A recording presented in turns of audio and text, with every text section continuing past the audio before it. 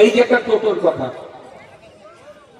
এই ভাই বামুর উপরে চলেন পরিবহন মন্ত্রী, সেই ঘুরে আসবে দোষ তোমার তোমারই, তুমি ভোট দিয়ে পরিবহন মন্ত্রী তৈরি করলে, পরিবহন মন্ত্রী তোমাকে গিফট দিচ্ছে 16,000 টাকা নিচ্ছে।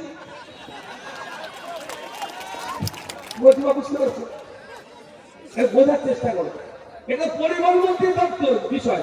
তারপরেও বলছি, অলরেডি আমি মিনিস্টারের সাথে যোগাযোগ করেছি, তাকে কনভিন্স করাচ্ছি যে এইভাবে টাকা দেওয়া সম্ভব নয়।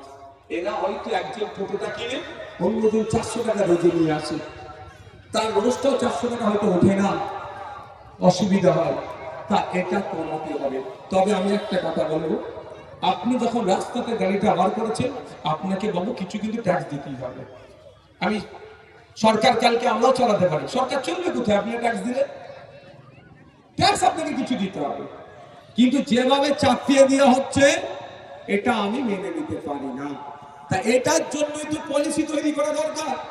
সেই পলিসিটা ভুল তৈরি হয়েছে। 16,000 টাকা আপনার কাছে, 16,000 টাকা ইনকাম করতে গেলে আপনার জিপটা বেরিয়ে যাবে। 2 মাস কম করে টাইম লাগবে 16,000 টাকা ইনকাম করতে গেলে। আবার যে অনেক